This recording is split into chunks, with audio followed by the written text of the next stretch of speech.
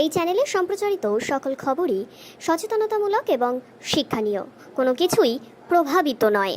আরজি করে মহিলা চিকিৎসককে নৃশংসভাবে ধর্ষণ ও হত্যার সুবিচারের দাবি নিয়ে সারা ভারত কীর্তন, বাউল ও ভক্তিগীতি শিল্পী সাংসদের ডাকে ধর্মতলা চলো।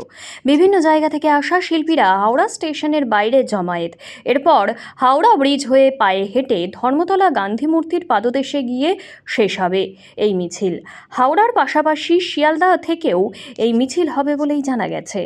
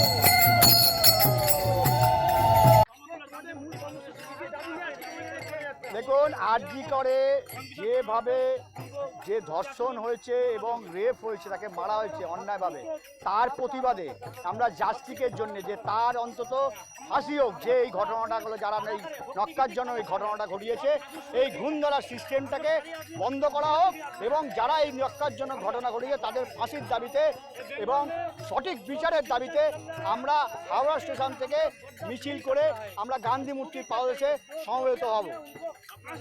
অজয় মান্না।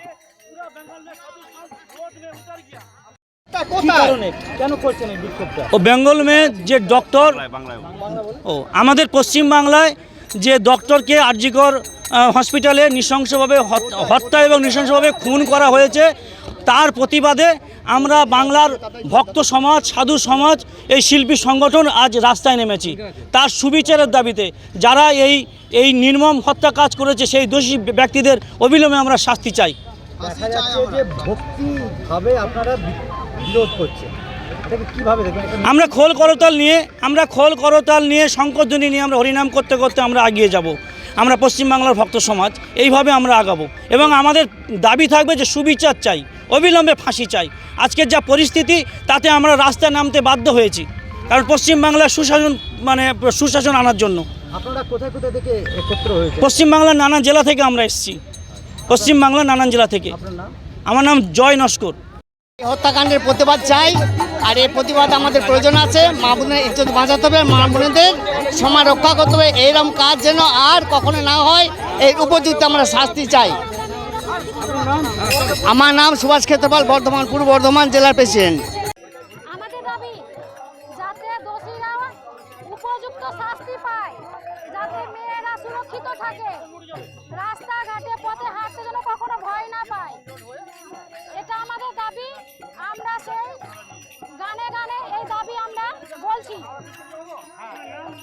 আমার নাম বর্ণালী মণ্ডল, মুর্শিদাবাদ থেকে।